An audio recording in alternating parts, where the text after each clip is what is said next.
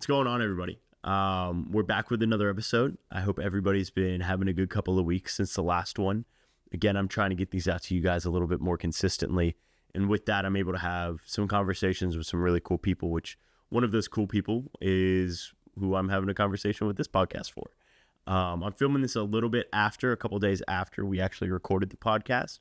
But today I sit down with one of my close friends, Hathuc, who, has done a lot in the sport of powerlifting alone, winning a collegiate nationals and breaking through the barrier of 500 dots, which is amazing.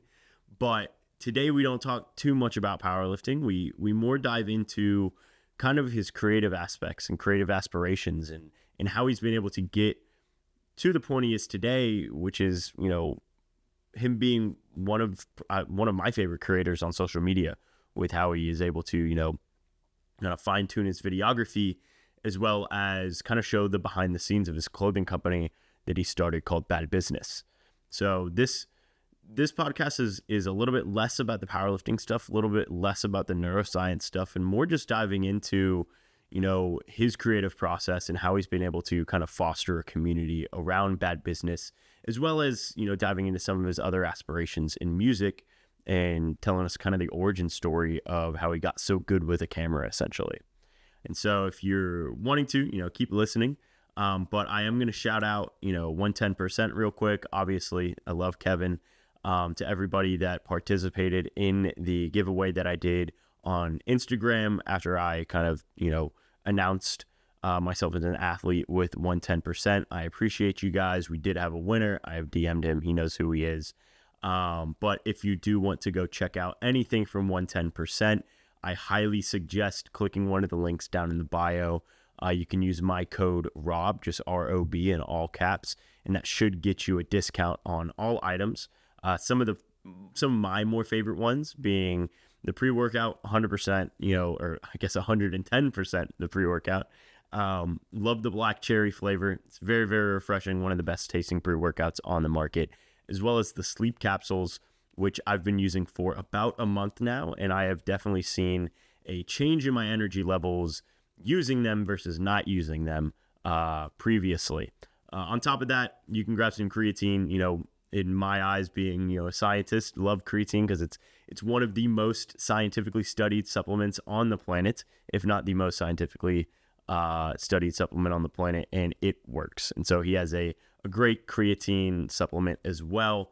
And so go check those down in the bio, code ROB, if you want to grab anything. On top of that, I do want to say, if you've ever been interested in working with me for coaching, I do have some spots available. You'll just click the coaching application link in the description below. That will send you to a jot form that you'll fill out. And from there, we can set up an inquiry call to see if you'd be a good fit for the team. I'll have those spots open until about end of August to mid-September, just because with everything that goes on in the fall for me regarding travel and school, I just don't really open a ton of spots. And so at that point, I'm going to be kind of soft capped at the current roster that I'll have. And then once December hits and, I'm in winter break, I can, take on a little bit more clients. But other than that, I am super excited for you guys to listen to this conversation, as I mentioned previously. So without further ado, here's episode 12 of the Escalate podcast. Dude, I recorded a set last night and I still have 99 minutes. No way. Yeah, 30-minute set. 30-minute set? Yeah. So I have to work my way up. When you record those sets, is it like, you just kind of set up? I mean, I know because of your friends. My friends and stuff, kind of how it works, but they don't record sets to post, right? Mm-hmm. And so are you recording to like Audacity? What's that mean? Are you like a program? Like are you recording to like a program, or are you just straight recording into a speaker, microphone set up to the speaker, camera set up to you? So in the past with the FLX4 is on the laptop you record in the record box. Okay. But then now since we upgraded to the XDJ, you put another USB in the 2 slot, and then you just record via the physical hardware. Okay. And it just goes straight to a USB. Yeah. So it's way easier. Oh, that's nice. But the reason I was talking about your XLR thing was because if I have Alan doing a back-to-back with me, then we already have 2 USBs in, and we can't record via second USB. Can you not just merge a USB? No, you can't. I mean, can you not just buy another USB and like for the back-to-back and just import we can do that too. Yeah, that's what. So when Charlie and John played at the vault. That show. Oh, they that just did have in one St. USB. Mo. Yeah, they just use one USB. Oh yeah, we might I have to do think that. I don't remember. Dude, his fucking playlist is so messy. It's crazy. Yeah. No, we're supposed to have a Zoom meeting. Yeah. Like last night, 2 Yeah. nights ago or something. Uh-huh. We're gonna, I think the first like pop up we're gonna do, that I'll help record for them and then they'll play. Yeah. Is in Zilker. So we're just gonna set up a table, with the XDJ, and like I'll set my camera up like it is right now. Uh-huh. Just pan face to them. Yeah. And they'll just mix for like An hour. 2 hours. however long. Yeah. Right? I'll have SD cards to swap out. I'll bring a generator so I can kind of do what I'm doing now and the batteries don't die. But that's going to be our first one. And we're just going to do it, not advertise it, just do it and see what happens. Yeah. Like, just see if people in Zilker hate us. No, First. they won't though, bro. I don't think they will either. No, because you'll go there and there'll be like people with like their tits out. Yeah. Like it's pretty chill. Like Yeah. No, that's cool though. And I guess that's a great way to start this. Yeah. Well, also I like that y'all like hop on Zoom call to talk about this. Yeah. Cause me and him, it's like he has work and like I have Yeah. to like be conscious about that. Yeah, it was my buddy Dan Songer who did all the media for when they played at the Vault. Yeah. That was like, hey, I really want to do this because he looked into book club radio.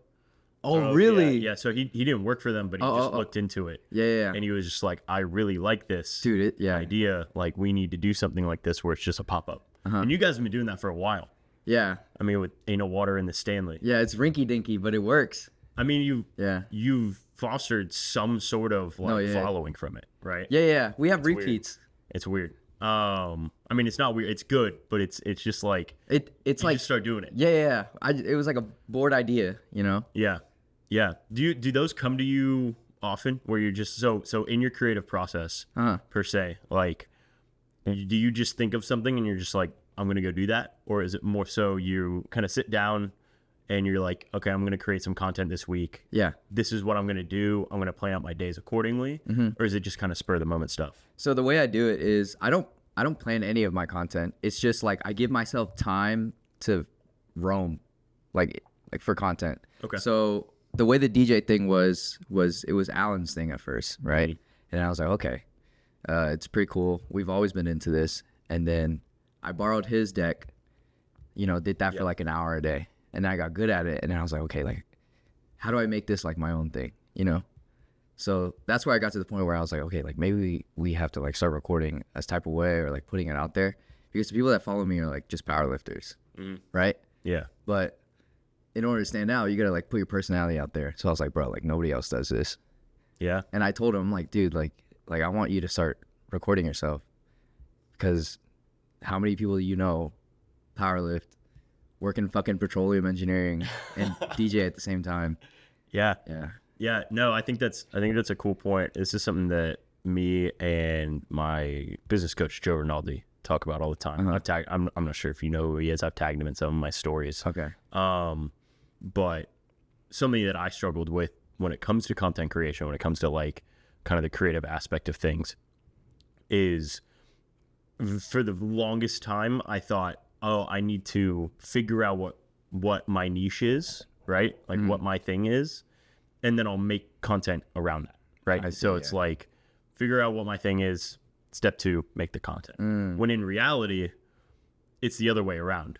And we figured that out. It's make the content that will define what my niche is. Right? Yeah. So, and this is like a thing that I saw on a reel or something, where it's like, is a broad example where it's like, Joe Rogan did not come out and say like, I'm going to be the UFC, the comedian, the alien, the health guy, right? Yeah. He didn't, when he started his podcast, when he started his life and his career, he didn't say like, I'm the alien guy, I'm the UFC guy. He liked all of those separate things. He made stuff around those separate things at the podcast, with hosting UFC fights, with bringing guests on, talking about health and nutrition or aliens or comedy or anything like that. And from that, he became that guy. Yeah. Does that make sense? Yeah. That's how it is for all of us. It's Yeah. just like nobody knows to do that. Yeah, It'll be like- it's crazy. It was a huge epiphany for me. Did that happen to you too, where you're just like, oh, I think that I need to find what my thing is, or was it more so you just started doing what you love to do? Okay, so the way it started was like, yeah, like powerlifting, like everyone posted like the same thing. And that was just like the norm, right? Like posting posting slideshow was the norm, and you started bringing that. And then now it became reels. I was like, dude, I'm better at, like, I'm good at other things. You know I use a camera. I know how to make like actual content. And then I was just like, bro, like fuck this. I'm bored. I got bored of it, but I wanted to put content out. Yeah. So I had to find like other outlets. That's why I have like 5 fucking accounts. Yeah, that's crazy. I like the BBE like underscore Yeah. with 2 5s. I like that as it's almost like a throwaway, don't care. It's a burner. Yeah, it's a burner. It used to be a burner. Yeah. Okay, so like when it comes to your videography and everything, you said that you've always kind of been able to just do that. Yeah. And with powerlifting, how did you, like, what was your kind of start with videography? Because obviously you kind of have a very nice setup now. I don't assume you always had the lenses and the kits and the rig that you do now. What was the start with that? Did it start in high school? Did it start prior to high school? Was it a college thing? So it started in middle school, and it was like iMovie, iPhone videos that I would do with my friends of us just like screwing around. And then when it got to high school, it was like I got a camera, right? But it was like, dude, the camera had like no autofocus. It was a Nikon D610. It had autofocus. It was just like, it wasn't good. Yeah. So I was doing like really dog point and shoot. Yeah, it was shit videos. Yeah. But like I still made them, right? And then throughout high school, I was historian for orchestra. Okay. So you're in orchestra. Yeah. So I can sing. Isn't it like that's? And then this is where like the Borgestein stuff started coming out. So with like bad video, I'm like, dude, like all I can do is take photos, right? So I started doing photos for like the athletes because I was in yearbook too. Okay. Around my senior year, and I was like, dude, fuck, like these photos are good. I need an account. So at the time, I was texting someone, and I misspelled the word Birkenstock, and it came out Borkestein. Okay. So Borkestein was the name for the photo account, and it's still out there. Like people can search it up, and it'll be like photos from high school. Okay. And they're pretty good. And then time went on. I make videos. I meet this guy. His name's Dylan. He made YouTube videos in high school. Like he made like YouTube videos. Like straight up vlogs? No, yeah. Like... No, like David Dobrik videos. Okay. Like this kid was good at what vlogs. he did. Yeah. They're like quick cuts, 6-minute long. And then he got 10K subscribers, but he let off on the gas. Dude, in high school, that's like... Yeah, because it was... crazy. No, but it was so many liabilities because it was content in the school. Yeah. Oh. Yeah. Good. But no problems there. Got to 10K and then let off on the gas. Hasn't posted video. Damn. Yeah. But I got to see the process of like actual like video editing. Like, like fucking sitting on the computer for like 6 hours, cutting, like being like autistic about every detail where it's like overlapping the audios. Like that's where like the refinement of videography happened. Okay. And then when it comes to like when I got here, like CSAT, I let off on the gas because I had to like focus on school and like powerlifting. And then my sophomore year, I was like, bro, fuck this. Like I'm good at it. So I got back into it and I was like, I'm not that good at it. So I sucked. I was kind of good before, but now I suck. I like knew a lot about it. Yeah. But I didn't know like everything. Yeah. And then DaVinci Resolve got downloaded on my computer and I was like, shit, I can't use my laptop. It's like fucking overheating. Yeah. It sounds like a jet plane. So I went to Costco and I bought a Mac, like a Mac desktop for like $400. And I was like, dude, like I'm a fucking grind this shit. Yeah. Like I'm gonna treat it like a game. Cause I lived with Alan and he would be playing COD and I'd be like, dude, like I can't grind games. So I grinded DaVinci Resolve. That's crazy. Yeah, so that's a great way to look at it. Yeah. So because literally like there's keybinds and I literally just go like this for like 4 hours. That's crazy. Control C, Control V, Control B to cut, Shift backspace, and then like crazy. made the own LUT, and I was like, bro, yeah, like I'm like close to prestige, but I'm not like I'm like gold. Yeah. No, that's super cool. So kind of like what you talked about previously, you kind of knew that you were going to, or you didn't know it, you knew that you were good at this videography stuff, right? Yeah.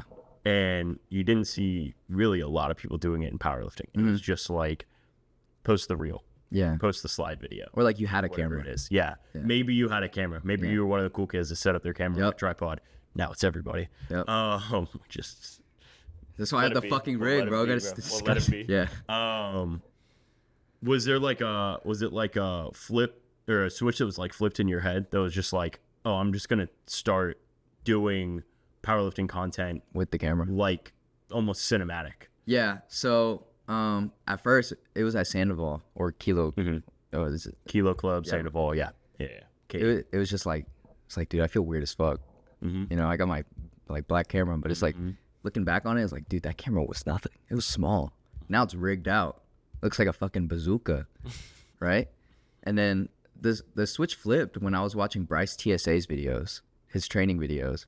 I was like, dude, like this shit is hard, because he had like a really wide angle from the bottom, and it would just make the gym look so much better than it was. And what I noticed was like gyms were looking better than they were until you got there in person. And I was like I want my videos to look like that. Yeah. So Bryce TSA is actually the reason I started filming my training content. That's But crazy. he stopped powerlifting, right? Yeah. Yeah. No, that's wild. When it comes to powerlifting, so you played you swam. Yeah, I played swimming. You played swimming, sorry. You swam in high school. What got you into PL in the first place? Yeah. Was it just like, I'm gonna say this? Was it just like a lot of my Asian friends are doing this? And No, actually no. Yeah. Because that's what that's lot how of it people, happens. No, a lot. yeah, that's why Alan started powerlifting, because fucking Andy and them are like, actually, fun fact, bro. Alan never like went to the gym. Like his first like deadlift, like first day in the gym, he pulled hook. That's crazy. He doesn't fucking like gym bro. wild. He's gym broing now.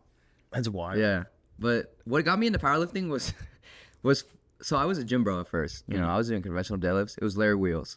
It wasn't powerlifting. It was going to the gym and deadlifting. And then what got me into powerlifting was Pug the Goat. Yeah. Obviously, like with Bork the Goat, you know, I got that shit from Pug the Goat. Now he doesn't exist either. Yeah. You know, he's built his brand up. He's like he's doing crazy. it. Yeah. That's crazy. Do you see kind of some parallels between you and Pug and how you guys have with Bad Business? Obviously it was a very like almost unknown thing for the longest time. Where it was just like, oh, I kind of print these shirts one off. Yeah. Like, you know, they thought I was gay, like that shirt. Yeah, I actually didn't print that one. You didn't? Who made that shirt? His TikTok is Fashion Ruined My Life. It's like this white dude. Okay. So I thought you made that shirt. No, we just blew up and like brought it to powerlifting. Okay. Yeah. That's hilarious. And then, so you were like, I like this content creation stuff. I'm doing it powerlifting now, right? Like kind of building my niche, quote unquote, like we talked about previously. Where does the clothing come in? Where does Bad Business come in? So to this whole like kind of origin story. So with high school, I was deep in Reddit for clothes. Okay. Like archive, like rare clothes, but I could never get my hands on it. So I remember in high school I would like make my own clothes, but that shit was ass. Okay. So when I got wait. Like I would cut and sew or like print your shirts. Like I know how to sew a t-shirt. That's crazy. Yeah, but it was like that's wild. Yeah, it was in Fashion Club. I was a historian for them, and I made like these pants and like I was doing hella shit like before. That's crazy. Yeah. People don't understand it. Like, oh, like this guy's just a screamer. I'm like, fuck no. Like I know how to make pants. Bro. I can hand stitch a pair of jeans. Yeah, motherfucker. You give me 3 hours, I'll make a pair of pants. That's crazy. Yeah, that's crazy. And then like throughout high school, like I'm short. I'm still short, right?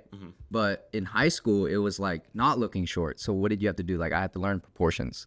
So that was like my coming out of high school was like learning proportions and like how to make yourself like look like cleaner. So I got into like college. It was like finding the perfect white shirt, and I spent so long like finding the perfect shirt.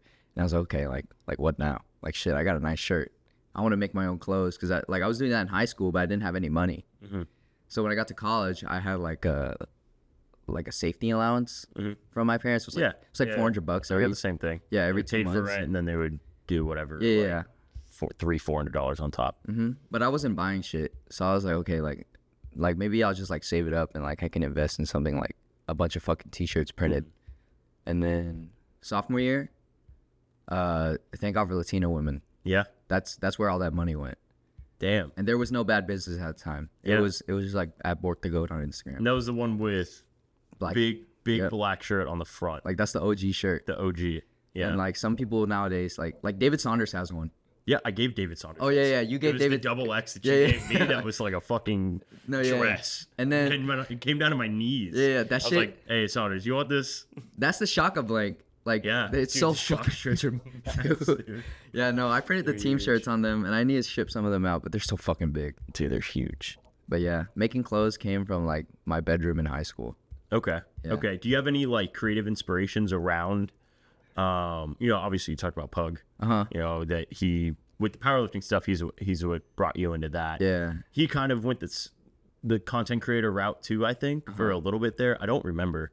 His existence was very vague. Yeah, he went too fast. Yeah. When it comes to like he has One Hund, right? Mm-hmm. And I mean, One Hund makes great clothes. I like them. Yeah. I don't buy them just because I don't wear that stuff. Yeah, yeah. I like how they look though.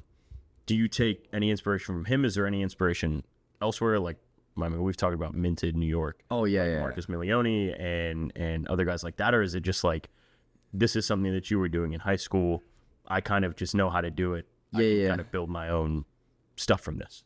Yeah, so I've built my own taste, and like I'm not gonna lie, like those brands like One Hund and like Better or like I can't find anything from that I enjoy. Like it's stuff that the way I look at it is built for the gym. Yeah. But like it's dude, the best way to say it is like it's too Asian. Like I can't see myself wearing that. Yeah. But like if I saw a dude like the black Escalate shirt you gave me, I see that I'm like, okay, like he doesn't powerlift. Like he probably like runs or he probably like does shit out the gym. Like that's what I look at. That's why Minted is like a brand that I actually like looking at. But when it comes to like, oh dude, like if I see a Better shirt, I'm like, dude, you're just like a gym bro. Yeah. But I've wanted to like I've wanted to take the route where I design for clothes that like if you wear it in the gym, it's like it's because you were somewhere else before you gymmed. Like, oh yeah, like oh I had like lunch. That's why I'm like dressed like this. Yeah, I like that. I think that a lot of people are going that route too now. Yeah, where yeah. it's like making it lifestyle. Yeah, so the way that I'm doing it with this next drop is, I've shown you the design. Yeah, like I like that one a lot. Like I would wear And it then out. I'll probably do the if you can be anything, be X. Yeah. That I talked to you about too. Uh-huh. I'll do that shirt as well, and maybe a lifestyle or a training shirt. I don't know, but I think that the best way, at least for me, to think about it is one lifestyle shirt, one training shirt. Because not everybody in your audience is gonna want the lifestyle shirt, right? Yeah. They don't want to drop $50 on a shirt to train in. It's like that's money. Like that's a lot of money for a shirt to possibly rip because it gets snagged on your belt. on your belt. I mean, it happens to me all the time. I've got holes in my shirt right here because of it. It's like you really like a shirt, you finally wear it to the gym. Oh shit, it got ripped because it got caught on my belt. That's why you make them pre-ripped. Like the Bad Business black tee that I had. But I think that a lot of people are going to that route of like lifestyle gym, right? I think Anako went that way. They're doing great now. I think that they were. Well, I think they with the run stuff they've definitely a little bit. They're more in performance. That's true. Yeah, that's true. I think that Minted does a great job of it. But I like the way that you market things. Yeah. I think it's very smart. Showing the process behind kind of the product. Was it always that way? Was it something that you switched to, that you noticed? Or were you always just like, I have this idea, I want to show the world immediately, set up the phone, this is what I'm doing? Yeah, so the way it used to be, it was like I needed to vent, like I needed to let it out, because my roommates weren't like in on that. Like they saw me doing it, but they just wouldn't understand. So I was like, if I record myself and then I end up editing, then I'm kind of just like talking to myself. So that's why I started putting like the information of what it took to make these things out there. Because before it was just marketing. It was just like what flat photo is gonna make the shirt look the best. Yeah. So I can boost the pose. Yeah. I remember doing it on my island. I was like standing on my Dude, yeah, island with no. my camera up. No, like, yeah. How can I? You like angle the shirt a little bit this way. No, because You there's want to make sure that it's not like the end of the island isn't bleeding out. yeah. It's crazy. There's a science to it. Like Yeah. like the Bad Business Athletic one, the gray long sleeve that I put on the floor, like that took 20 minutes. You gotta like set the shoulders and make the wrinkle, and then you gotta like I stood sumo to take that photo, like wide stance, but it looks so good when it comes out. Yeah. Yeah. Yeah, it's cool. So the content behind the like creative process is just you venting.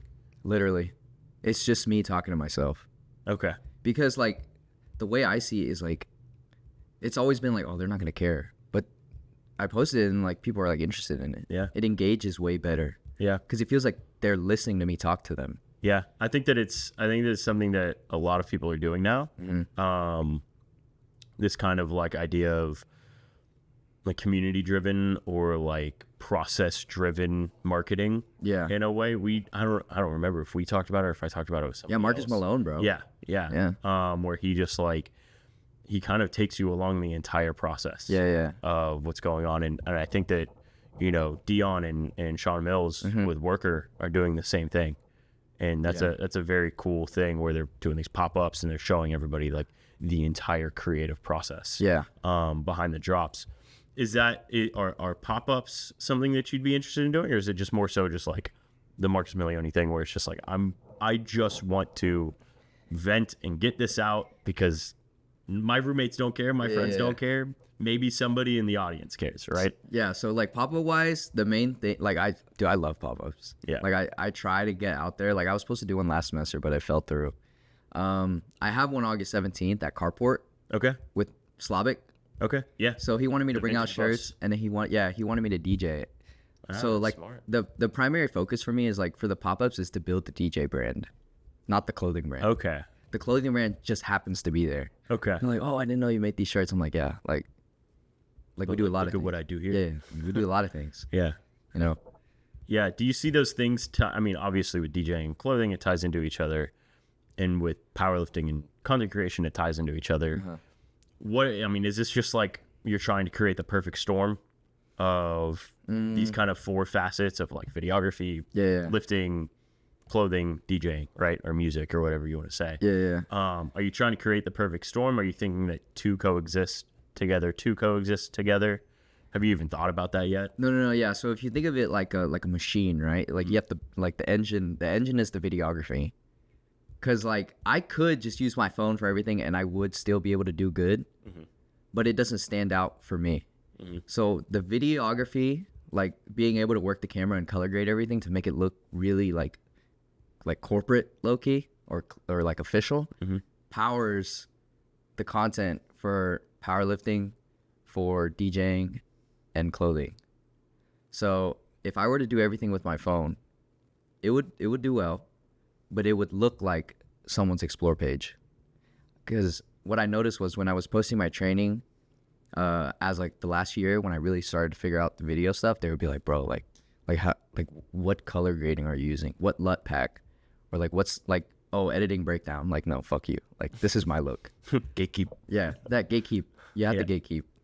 And then it'll tie together. It's just like I can't figure out how to tie DJing with the clothing brand for some reason. Like I get that it's just like I'll wear the t-shirt, right? Yeah. But I don't want to wear that when I do pop-ups. Yeah. You want to wear somebody else's stuff. Yeah. You think is cool. I want to fucking look like John Summit, dude. Like I want to wear the fucking black button. 44. Yeah. I need the 44 shirt. Dude, I want to look like that. Yeah, that's cool. I like the note that you mentioned when it comes to you could just do it on your iPhone, but you kind of went down this rabbit hole, obviously in high school already, and then again in college of like figuring out color grading, figuring out LUTs, figuring out like clipping, editing, all that kind of stuff. You know, you prestiged, like you said, and DaVinci Resolve. Yeah. When it comes to people that want to start content creation, though, I think something that I struggled with for the longest time was again, much like the idea of like, oh, I need to figure out what my niche is and then I'll make the content. It's, oh, I need this equipment. No. And then I'll make the content. Yeah. Right. And so like before I got this camera right here, which is now off, and so we'll just continue going. But before I got that camera, before I, kind of figured out what I wanted to do with stuff, I was just sitting there, just like, next week when I get this stuff, next week when I plan this out, versus, what I think I should have done, what a lot of people should have done is, I mean, the iPhone is so good. Hell yeah. It's so good. And I think you filmed most of your last YouTube video on your iPhone. Yeah. I remember you talking about that. Portable, bro. Yeah. Is that something that you would tell people to do? Like, just hop into the deep end. Yeah. Just get into it. Don't worry about everything. Dude, at nationals, they'll come up to me. They'll be like, hey, man, like, I really fuck with your content. And, like, I'm trying to start my own, like, what camera, like, recommendation? I'm like, dude, like, fuck no. Like, don't get it. Use your iPhone. You have, like, no money, right? Yeah. Use the phone, bro. You like, your parents bought you that shit. Use it. Yeah. And it's like, dude, the phones nowadays, they're shooting 4K in 24. I'm like, dude, that's insane. Yeah. Like, dude, I shoot DJ clips off my 0.5 camera. I didn't know that. Yeah. I just grade it really good. Oh. Yeah. So, it's all in the grading. Yeah. It's actually all in the grading. Yeah. Just putting hella blur. Yeah. And it makes it look like an old camera. Yeah. So do you think that just getting out there and doing it is the key? Yeah. Starting to get experience. That's literally the only way. Because think about it. Like, if they don't get in front of the camera, dude, even with the camera, they're not going to know what to do with themselves. They're going to be like, oh, what's up, guys? Like, does it get ready with me? Like, they're going to be like shy. Yeah. But if you get used to fucking going like having the phone out, like, it becomes natural. yeah, it's like, yeah, it's kind of cringe, but it's like, dude, like, people have been doing it for years. Like, they'll go like Snapchat. Like, you'll be at a concert like this. What's this going to do to you? Turning it horizontally. Turning it horizontal and backwards. Yeah, Like this. it's not going to do anything. And the main thing that pushed me to do this was I was watching a Cody Ko video and a reflection of him with his phone turned around. Cody Trains. Yeah, I was like, dude, this guy shoots on his phone. Yeah. His entire Cody Trains it's on his channel phone. was all on his phone. Yeah. So Wow. I was like, dude, like, I could do this. Yeah, for sure. Did you see like a challenge in that initially? So you said that when you set up at like Hilo Club Sandoval, kind of at the end of your sophomore year, trying to figure out the content creation stuff, I think a lot of people are afraid of this idea of like, what are people going to think of me? Right? Yeah. Like, I don't want to be that cringy kid that brings in his camera to the gym. I like doing it, but like, I really don't like that image. Right? Is it? We all know one. Yeah, the archetype. We all know that archetype where it's just like, dude, relax. Was that a thought in your head? Was that something that you had to kind of overcome, or you just like, fuck it, like, this is what I do now? So I actually like this because I don't really talk about this, but so like, you walk into a gym, you see a guy with a camera, you're like, yeah, you fucking suck at powerlifting, dude. Like, what's your fucking dots, right? I'm a dick about it, but I think to myself. So when I started doing that, I was like, dude, if I want to have this camera, I got to be the best. Like, I got to be a fucking tryhard if I'm going to be recording with a camera that's not my phone. So that actually made me want to get way better than I should have been. Interesting. So, yeah, because like... So the videography makes me... made the power lifter. Yeah, because I'm like, bro, I'm not going to use my camera to fucking squat 175. Yeah. For a double and like fucking get hype. At that point, yeah, it was cool. It was 386. That was a fuck ton. Like, bro, I'm fucking benching that now. Yeah. Because I've been like hammering myself for so long to be like I have a right to use the camera and I shouldn't get shit for it. Yeah. Because I've always been getting shit for stuff, right? Yeah. So like, yeah, was that so with that whole like, I want to be, this guy, I don't want to be cringe. Yeah. Did you get that backlash? No. Initially? Looking back on it, like, nobody ever said anything. It was just because nobody gives a fuck. Yeah. Yeah. Yeah, that's wild. I think that a lot of people think people give a fuck. Yeah, maybe they'll think for like 0.5, like, oh, look at this guy, and then move on. Like, bro, like, they got their shit to worry about. Like, you got shit to worry about. Yeah. Shit, me too. Yeah. Where does your time management come into all of this? Okay. I mean, you have so much shit going on. Dude, no, yeah. A lot of people seems like, bro, you have so much fucking time in one day. I'm like, yeah, man, it wasn't always like this. Yeah. So for like 3 months, I was waking up at 12 p.m. That's so bad. And I was still getting content out there, and I was going to sleep at like 4. And I was like, oh yeah, dude, like, I think better at night. I'm like, well, I got class. I can't keep doing 8 this. a.m., bro. I got an 8 a.m. the next fucking day. I can't like wake my roommates up because I'm like out in the living room shooting shit. Yeah. So I was like, all right, fuck this. Let's scoot back 2 hours. Let's wake up at 10, right? That was fucking hard. it was like next level, man. I was like having a hard time doing that shit. And then it got to the point where I was like, you know what? I'm watching all these YouTube videos of these guys waking up at fucking 5 a.m. and like making one day seem like there's more hours than it is. And I was just like, you know what? Let me work there. Yeah. So my friends started getting 9 to 5s. Kim has like a 9 to 5 internship. Alan started waking up at 6. I'm like, dude, Alan used to wake up at 1. Alan used to be a. Dude, he used to be a bum. I wasn't gonna say it. No, he's my like it's cool. That's my brother. But like now he's got his shit together. I'm like, dude, like I can't fall behind. I remember you guys pulling up to the like BVB. Yeah, we at times late. It'd be like 4 p.m. I'm like, yeah, we just woke up. I'm just like, I was in Yeah, and I was like, dude, like this, we can't keep doing this shit.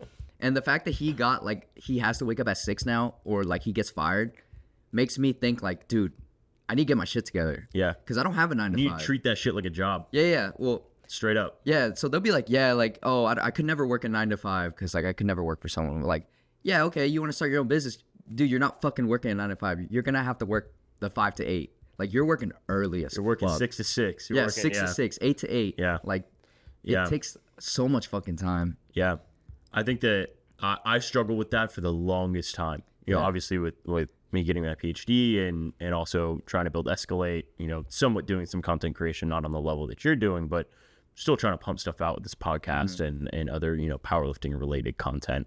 I thought the same thing where I was just like, oh, dude, you know, I'll never work that 9 to 5. You know, I work for myself. And in the future, yeah, you're going to work the 12 to 3 when you got a family. And you can, you know, kind of allocate things to teammates that you've hired. But right now, you don't have anybody on staff. I got like not that I know of. No. Yeah, you got Will packing shirts when, you know, I'm like you need to. Town. Yeah, maybe $75, you know? Yeah.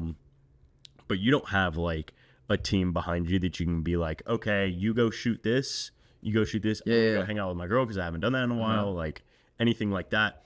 People need to realize that for the longest time, it's going to be the 5 to 8. No, I am 5 a.m. to 8 p.m. I am the team. Yeah. Like the team is I. Yeah.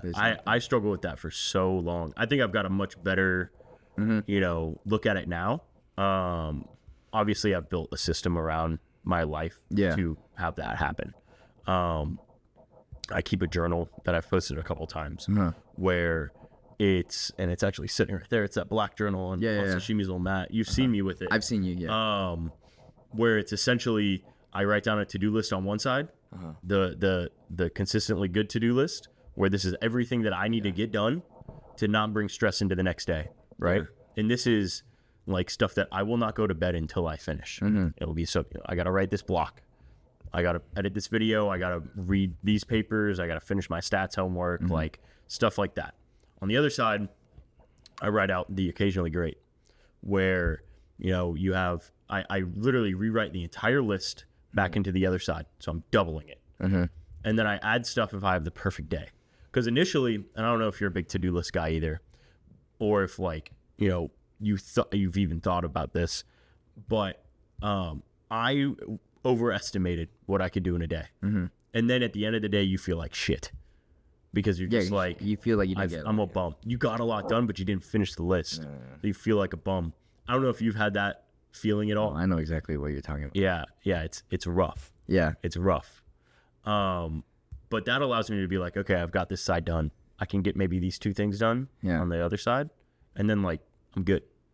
So it allows me to kind of, I mean, normally I'm done by like 7:30. Yeah.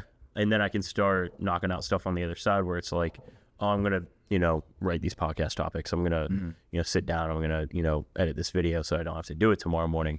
And it just starts to compound. Yeah. It just starts to like, oh, well, now that I did that, I don't have so much to do this week. And now that I did that, now it just kind of keeps going. It snowballs into the sense of you just have like almost a sense of freedom. Yeah. In a way. I don't know if that's something that you've done, if you're a to-do list guy, like I mentioned before, if you've struggled with that before. But it's definitely something that I struggled with. Yeah. And it's mind-numbing. Yeah, I have like absolutely mind-numbing. A chaotic Notion. It's just much shit. Yeah, I don't use Notion. I feel like it's because I'm on that computer all day. That's why. Yeah, I try not to be. I mean, I am, but I try not to be. Yeah. Okay, so we've kind of dove into bad business a little bit, right? But not like with the clothing side of things, but not a ton. Yeah. Where did that? I mean, there's the meme, right? Of I don't ship my shit out. I don't ship my shit out on time. Yeah. This is bad business. Was that what made bad business? Yeah. Or was it just like, I like this name? Yeah, so I went through a lot of names, and like obviously like it was like trying to be different. Like I did that with Proves Concrete, which is like concrete memories, Okay. the vintage stuff. Yes. Yeah, that like fucking got hacked. What used to be BB. Yeah. Yeah. That's why a bunch of people follow it, Yeah. and they're like, "What the fuck is this?" Yeah. I remember that. Yeah. Because it had one shirt. I forgot what shirt it was. It was- Can I interest you in a threesome? Yeah, that shirt. I was like, I need that.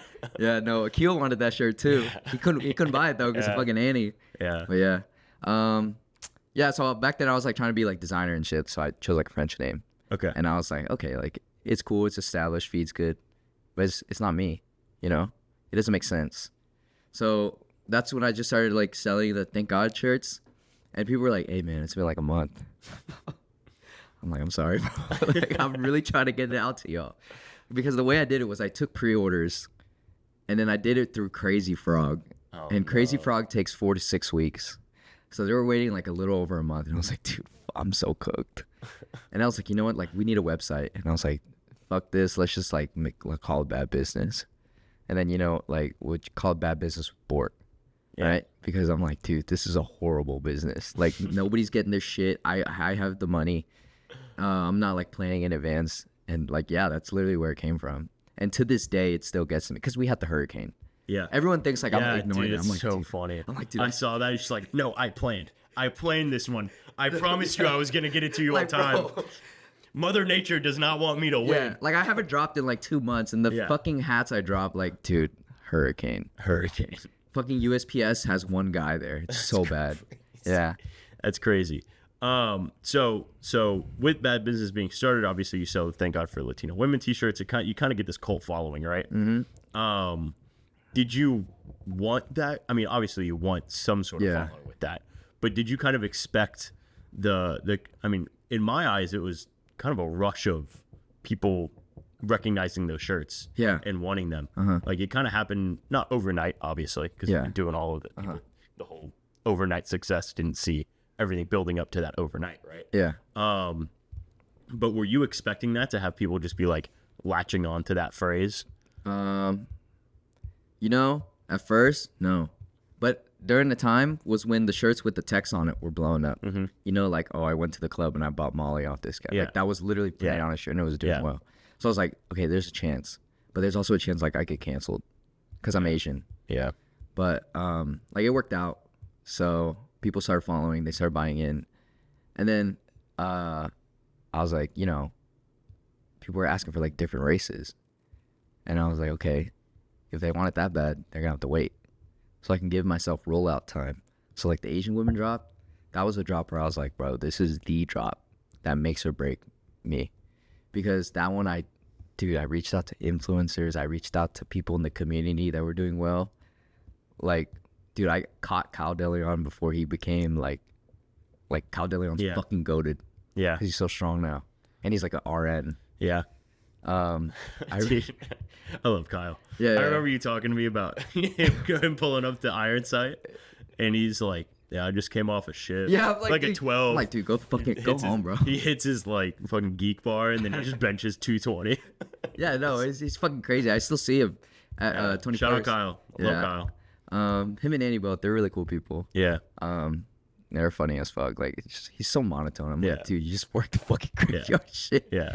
But, you know, he's got plans for med school. I'm like, yeah, you're fucking insane. That's wild. Yeah. But, yeah, I reached out to people like that in the community. Sorry. I thought that was just Yeah, no. There's a couple strays in my neighborhood that pull up. So that one lives like 2 houses down. Okay, yeah. Mad cute though. Yeah. Mad cute. Little cat.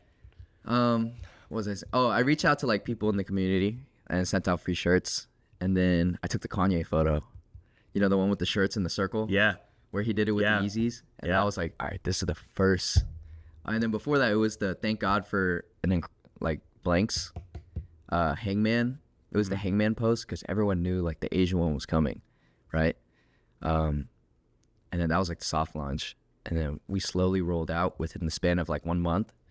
And then I was like, you know what? I want to have a really good meet. And there's one thing that makes me really good is like having a good drop. So I dropped on the day of Odyssey Barbell Classic. So like throughout the meet, I remember that. Yeah, my phone was blowing up from people watching the meet, people getting a shirt. And I was like, dude, this is great. Like, this is good scheduling. But I had to remind myself, like, this isn't going to happen, like, a lot. No. Because it's so rare. Like, we don't compete that often. Yeah. But that was one thing. Because I already knew people had eyes on me because I bombed out beforehand.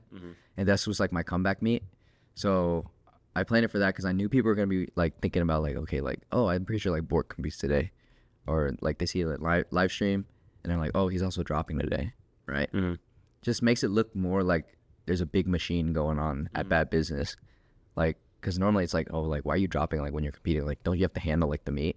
You know, you got to, like, focus. You hit the button. Yeah, I hit a button. You hit the button. I actually don't hit it, but I just schedule it. Yeah, you schedule it, and it's open. You make one post, drop live. Yeah, then I'm sure you also scheduled. I made the fucking you post. You don't even think about it. I was spitting for dots, and I made the post. I was like, dude, it's so unserious. But yeah, it did really well. So funny. Yeah. Yeah, because you've kind of built a community around Bad Business. Yeah, being shitty. Yeah, it's not being shitty. Like you know what? Yeah. Like, it's kind of like this. It's not a meme, but it's like people attach themselves to that aesthetic now. Yeah. Right? Like, is that something that you wanted? No, I wanted to be like fucking minted. I wanted to be like BPN. Yeah. You know. What do you mean by that? Like clean cut, organized, grown. You know. Yeah. But now I have to realize, like, dude, like, people like me because of like the way I am. Yeah. Like, for my age, for like the way I act. So like, yeah, like I obviously work on like Asian women shirts were out in like within 3 days. Like, we were working day and night to ship them out on time. But people like were attached to like the surprise factor. They're like, hey, like, this shirt's never coming in. Yeah. Like, they'll joke about it, but it comes in like 3 days. Yeah. So like, I may make it look kind of like unorganized, but like on the inside, like, dude, that shit is like a business. Like, it works. It's just hard. Yeah. So have you've kind of recognized that the community thinks of you as this unorganized. Yeah, they're like, oh, it's a teenager. No offense, but this unorganized mess, right? When in reality, they don't see the behind the scenes where you're, at home clipping for 6 hours trying to get a video out, or working for BVB with all their stuff too. Is that something that you've been able to like pivot with and kind of use to your advantage with content? Yeah. So there was someone that did this, and it was just like, I'm like, damn, I didn't know it was this deep. I forgot who it was. Totally forgot who. Oh, Jet Bentley. That's who it was. I don't know who that is. Yeah. So he's just part of the Bentley brothers. But he's like the youngest of 3 brothers. Okay. You know Iron Chef Dad? I think so. Yeah. He makes videos with his dad, but like, his process was kind of just being like the youngest of the 3, but he would be like, kind of like hinting at like, hey man, like, I've been editing for like 8 fucking hours. And I was like, dude, that's insane, So the way I saw it was like, everyone expects like not a lot from me when it comes to like detailed work. Cause they're like, okay, like, he's good at powerlifting and he makes like meme shirts.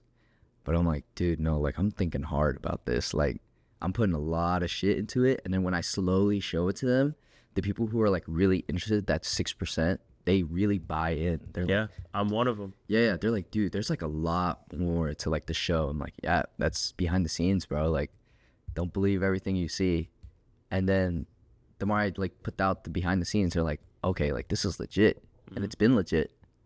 It's just like, now they know. Yeah, I think it's a really cool way of going about it, showing that behind the scenes aspect, just because, obviously people are interested. Like you said, that 6% is going to be like, oh, this is what I attach to. And like, I love seeing, how you figure, like, we talked for 25 minutes at BVB about the hat, about trying to figure out the shape and the brim. Oh yeah, the top, the fucking low cut. In DMs, we talked about it, and I was just like, I love how it doesn't make the head look too tall, because that's something that I worry about. Where it's just like, oh, I love these little 5-panel hats, that are trending now. They're great hats, but for somebody like me that has a very rectangle face, kind of stronger jawline, big ass forehead, I put that hat on, I look like I have an 8 head.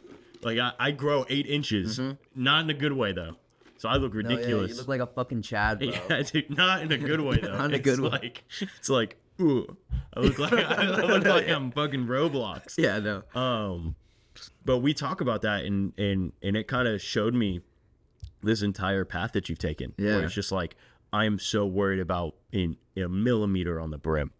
Like I got these samples in, and I need to figure out the exact width of the brim, the shortness of the brim, all that kind of stuff. I think it's really cool, and I think that a lot of people attach to that too, and being able to bring them in gives them that legitimacy that you maybe wanted early on. Mm-hmm. Where it's just like, oh, early on they thought I was a meme, right? Yeah. Where now, because you're putting out the behind the scenes, where you're like, this is the process. I love the post that you made where you circled everything. Yeah. Over I'm gonna do a very similar. No, yeah, post. that shit's cool. I'm jacking your swag. But That's fine, man. I'm gonna, for this next shirt, I'm gonna circle everything, give them the details, write it out, and kind of put it into Illustrator and make it look nice. I love that, and I think that people are seeing that, and they're finding legitimacy in your work. Yeah. And I don't know if you've noticed that yet, if that's something that obviously you had strived for, but I think it's dope. No, yeah, it's really, really cool. It's also funny you say it's a post, dude. I sent that to my menu, like that. Like I sent that shit to them. Like, I need y'all to get this right. Like, that's in WhatsApp. Yeah. So like, if you did that with like the shirt, like about your grandmother, dude, fucking do so well. Yeah, that's what I think I'm gonna do. For people that don't know, I'm dropping a shirt probably in the next month and a half. I still need to find a printer for the LA apparel stuff, but it's a small tribute to my late grandmother who passed away earlier this summer. And Dion with Worker helped me do that. Love Dion. He did great work on it. But I'm very excited to get that out to you guys. I know that's something that I'm definitely gonna be doing. And I want to kind of not employ you, but I want to. Shit, I'll do it for you. I'll do it for free. I don't want you to do it for me. I want to do it on my own, so I know how to do it. Yeah. But I want to bounce ideas off of you. So I appreciate your openness with all of this, because I think that it opens the door for a lot of people that, again, much like with what we were talking about with videography, they think that they need all of this stuff first. Yeah. They don't want to just push the button and go, right? And you telling them like, hey, this is the process. Yeah. Like, this is what it takes for you to drop a shirt. Yep. This is what it takes for you to drop a hat. This is everything that I'm doing. This is the behind the scenes. Not only does it show the legitimacy that you wanted for the longest time, but it also kind of gives them comfort in thinking like, okay, maybe this isn't as, obviously it's hard. Maybe it's not as hard as I thought, right? It's not. So I really, really like that. I think that a lot of people tie into that too, because it's something that I obviously struggled with. I mean, you can look right behind you. I've got a bunch of unsold shirts. I was looking at them. Yeah, I've got a bunch of unsold shirts because I thought, oh, I'll just post a blank. Yeah. Right? Well, you guys don't realize like Rob has like custom tags. Yeah, I do. Yeah. I do. Rob has custom tags. I don't have that shit. Yeah, that was the one thing that I wanted to to kind of put myself out of the norm, was to get the custom tag. I love my custom tags. Dude, that shit is hard. Yeah. Custom tags. Yeah. Like, that's big corp right there. That's big corp. Yeah.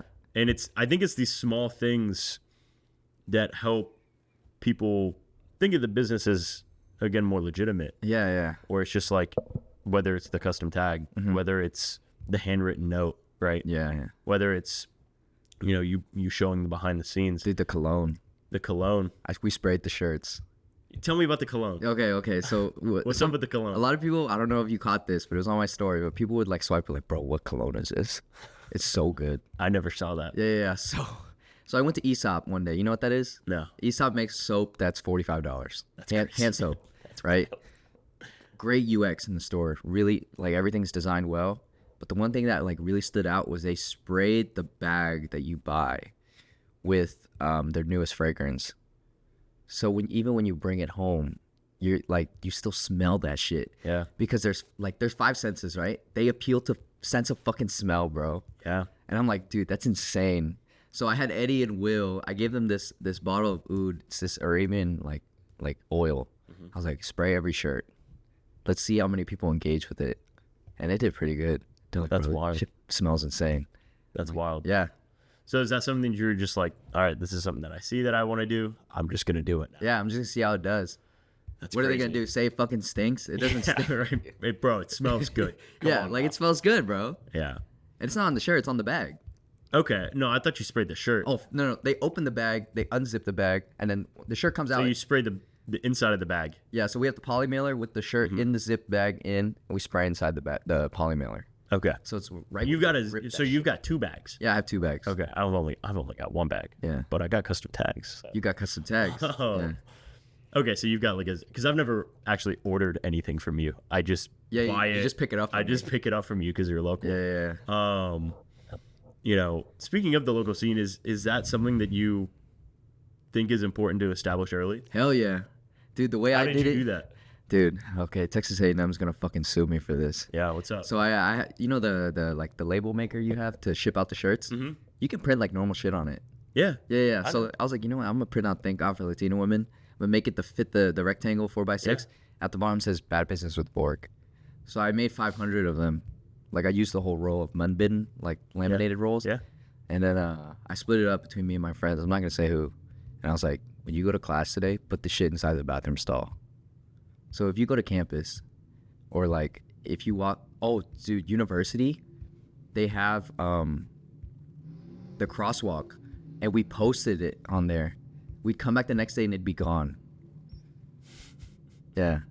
That's crazy. Yeah, because I mean, obviously with us being local to College Station, Yeah.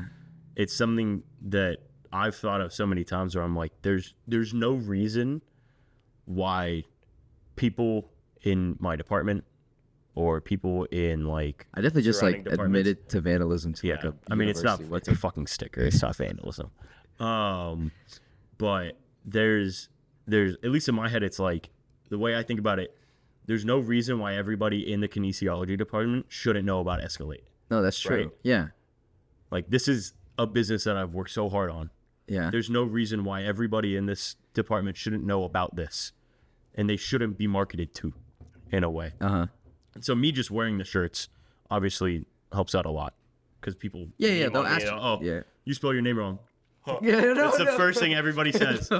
Hey, bro, why do you have a shirt with your name spelled wrong on it? No, man, it's my business. Oh, what is that? You Yeah. know, it kind of plays. It's something that I hated early on. Yeah. I think that Kyle, Project Strength Kyle, Yeah. was one of the first people that like, not a meme, like actually told me like, hey, you know, you spelled your name wrong. I was like, no, it's not the. Yeah. It's spelled right. Trust me. Yeah. Like it's called Escalate. It's not called Escalante. I used to think Rob's last name was Escalate. No. Yeah. My name is Escalante. Yeah. I'm like, dude, he's got Hispanic But it's origin. something that I have learned to love. I think it's a Yeah, very easy like thing that maybe I can use as like a meme marketing tool Yeah. where I slot the N in very small. Yeah. I'm just like, oops. It's like breaking the bad fourth friend. wall. Yeah, breaking the fourth Yeah. wall.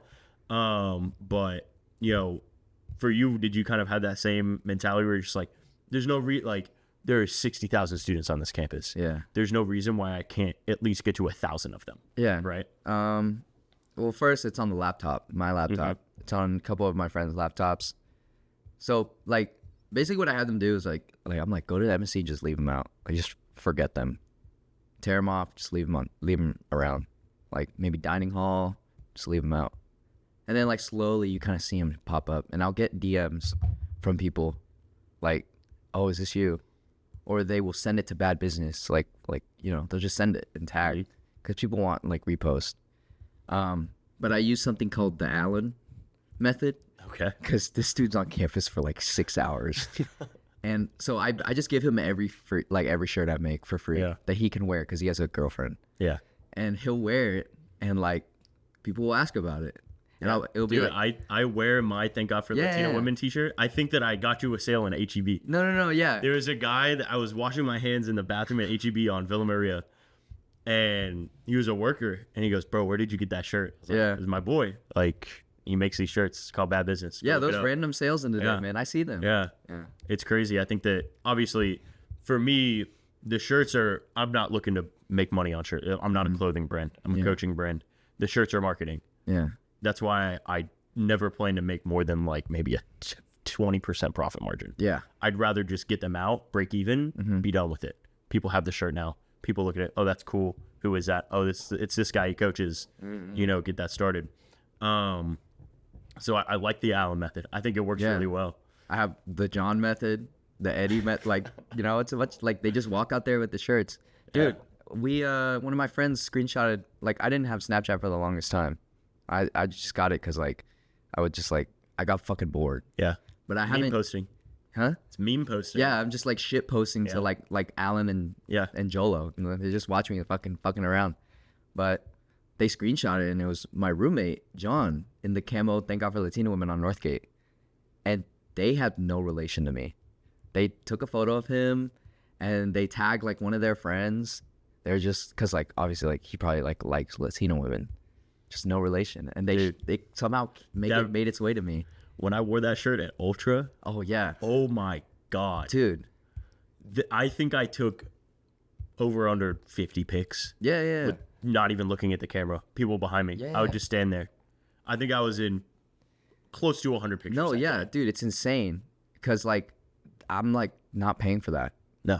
Yeah, they're doing it It's for me. genius. Dude, someone made a fake Thank God for Asian Women like overseas. Yeah. And I was like, dude, that's insane. I saw that. Yep. No. Well, I appreciate you coming on, man. Yeah. Do you have anything to plug? I know that you just dropped hats. Oh, I got an SPS code the other day for the socks. I don't know how many people use it. It's code balls. Like, yeah, for people that don't know what SPS is, Slack Pull Socks. Yeah. It's a deadlift sock, brand by Kilo Pete. cute. Yeah. Shout Peter out, Schober. look up Kilo Look up Pete. Peter Schober. Bork has a code now, code balls. Hell yeah. Get 10% off your order. Shout out Lex Little. That's where I got the code from. That's hilarious. Yeah. What else? Oh, Kevin. Speaking of 110, right? Yeah. I think I'll be in Jersey in October There we go. doing hopefully Beautiful. 9 for 9. Beautiful. Yeah. There we go. And then of course, I don't know if you sold out of the hats yet or not. No, yeah, I'm going. Dude, Dalton texted me the other day. He meant to order a black one. Damn. I'll give him mine. You don't have a black one yet. No, I'll give. Oh, that's right. He got a camo. You have a black one, but not yet. He doesn't. Yeah. Okay. Never mind. That hurts. Yeah. Well, it is what it is. Yeah. Well, appreciate you coming on, brother. Yeah, It was a of great course. conversation. Yeah. I think that people are gonna get a lot from this, and I hope that at least some people listen to this point. Yeah. You know, No, you just gotta market it. Be like, oh, there's gems in there. there is. Yeah. Just post. Just post. I don't know if this is the last thing that I'll talk about. I don't know if you follow them. It's two content creators, Colin and Samir. What did they do? I highly suggest you check them out. They basically dissect they call it the creator economy, where it's like they dive more into like YouTube stuff, where it's like Ludwig or like streamers or like, you know, these different high end content creators where we're talking millions of followers. But they have this phrase and they've got a hat. I think I'm gonna buy one. It says just press publish. Nah. Where it's just like, don't even just press publish. do it. Just do it. Just do it. So if we can end on anything, I think it's that. Just press publish. Hit the Just damn press ball. publish. That's it. Yeah. So appreciate you, brother. Hell yeah. I'll see you at the gym in a couple minutes. I actually will be there. I Yeah. have to be there at about 50 minutes to shoot a you go. commercial. Beautiful. Yep. All right, man. I'll see you there. Hell yeah. Appreciate you.